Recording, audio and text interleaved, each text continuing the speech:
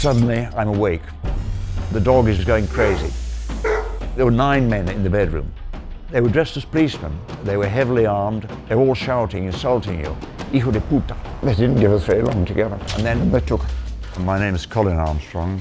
I was the British Consul in Guayaquil, Ecuador. Ecuador was safe, or so we thought.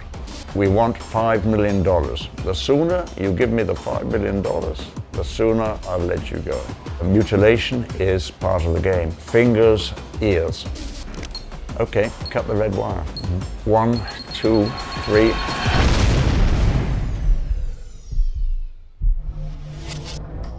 When I got there in 1972, Guayaquil was a town mainly of wood still, with 500,000 people. I was British Consul for 35 years, and I started and ran my business there in agricultural supplies. Today, 50-odd years later, it's a town of 3.5 million. It's now the main conduit for cocaine to the world. We calculate something like 3,000 tons shipped out of Ecuador every year. Suddenly, the whole of society is broken down. They've lost the idea of right and wrong. Kids growing up in these barrios, the slums, they don't know anything better than this. Either work for a minimum wage if you can find a job, or join one of the gangs when you're 15. They look after you, you'll have money in your pocket. Murders, bomb attacks, prison officers taken hostages, all of it unprecedented in the history of Ecuador. With the president declaring the country is in a state of war with ruthless drug gangs. After the cocaine dealing, which is obviously the biggest and most profitable, the gangs turned to a secondary form of income: kidnapping, extortion. I should have taken it more seriously. I guess you think it'll never happen to you. I had a lovely ranch outside Guayaquil. I used to go every Saturday with my partner, Catherine. I met Catherine 12 years ago, and, well, love at first sight. I am at the farm with Catherine. We're having an early Christmas party for the staff. Following dinner, so a lot of wine, a lot of drink. Gradually, people began to leave. It'd been a lovely night, and so I go to bed, happy, asleep. Suddenly, I'm awake. The dog is barking, he's going crazy. There were 9 men in the bedroom. They were dressed as policemen. They were heavily armed. They were all shouting, insulting you. Hijo de puta, son of a bitch. They're behind your hands. They bundle us down the stairs. My car's parked below. We get into the car, heads pushed down. Don't look, don't look. Where's the key of the garden gate? I don't know. The driver revved up and rammed my once beautiful BMW into a cast iron gate. And it opened. It broke the chain. They got through the gate, and we bumped down the track until we got onto the paved road. I'm shouting at them, "You've made a mistake. You've made a mistake. I'm a consul. This is going to cause you more problem than you want." Catherine says, "Shut up, otherwise they'll hit you." They gave me some sleeping tablet, which knocked me out entirely. And I didn't wake up until 4 hours later. The sun's just coming up. We pulled out of the car, still naked, and pulled into the hut. I think we were crying. Yeah, we lay down on the mattress and just cuddled. We didn't talk much. Just about, what might happen now. Of the 2 men left in the house staff, one of them had hidden the phone. About 3 o'clock on a Saturday morning, he called Nick.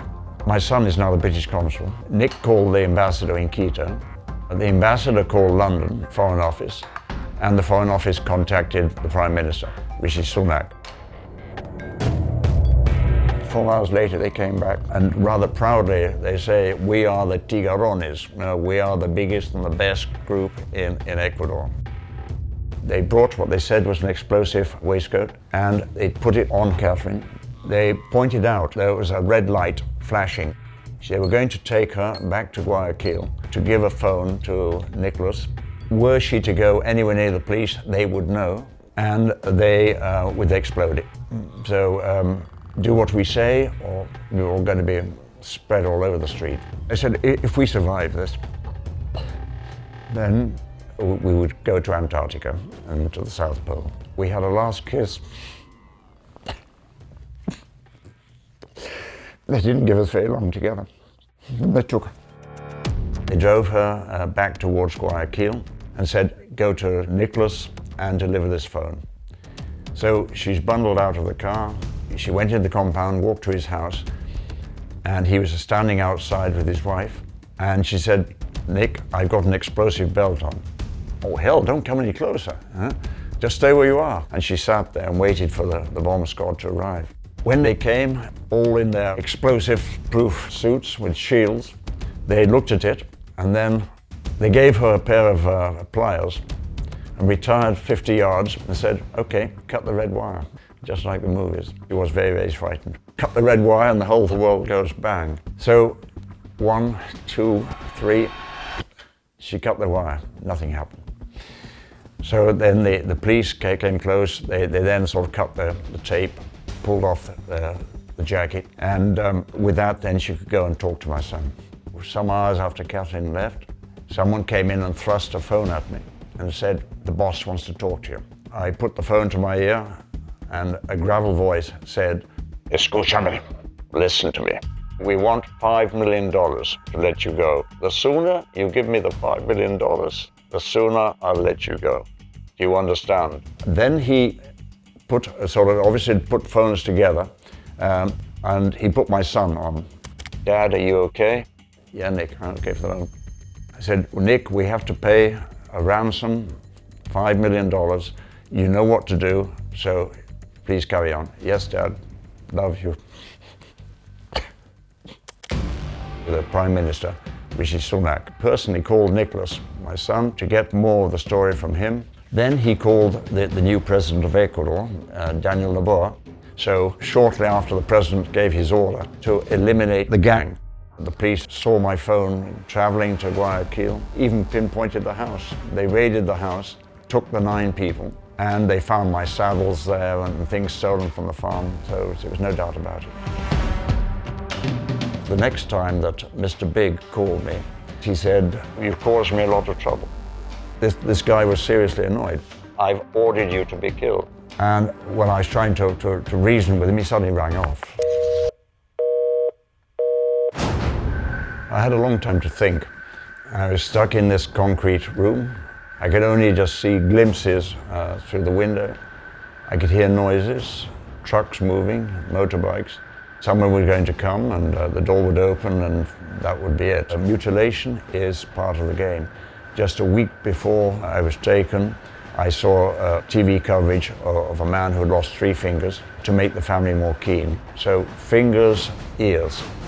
Yes, for the first time I really was scared. 2 people came in, they were masked. If we let you out, how much money could you give us? Nick had successfully blocked them by telling them that they had been declared terrorists, and because of that, the company bank accounts had been closed. So they went on plan B, get it from the old man. This conversation went on for 2 days. So we negotiated a figure that I would promise to deliver them if they let me out. And then they said, right, you'll be let out tonight. And then when you know you're going to be let out, you're in very much 2 minds. Let out for what? Let out to be freed or let out to be killed? They finally did come for me towards midnight on the Tuesday night. I put on these clothes and then taken out, pushed in the car. So it went through my mind at that time that they just drive off the road somewhere, a track, a bullet, and body dumped in the bushes. And then we stopped at a small kiosk, made me sit down at a chair. About 2 hours later, a car came, unmarked, 5 men in it, not in uniform. They came and said, right, we are the police, come with us. I got in the car with them. It was just the moment. And they stopped the car. What happens now? Why do you stop? And then a man who identified himself as a police captain said he was very pleased I'd been released. They put a police cap on my head, took photos. So at that point, I had begun to believe it was the police, not a hit gang. I had a future, which, just a short while ago had seen very, very short horizon. Now the horizon was opening again. My last words to Catherine as they dragged us apart was that we survived this, we'll go to the White Desert. And we did survive. We had the most wonderful holiday. We now live together in Ecuador, but you're a prisoner. You're no longer a free person, which I was before. I've crossed a very serious gang. I made promises to them. I didn't keep the promises. I testified against them. Of those 9 people in jail, 3 were killed by rival gangs, 3 were released for lack of evidence, and 3 got 17 years. This crosses my mind very frequently that it may not now be a kidnap, it may be a killing, a grudge. I'm looking left and right and behind me and sort of thinking, no, the age of innocence is gone.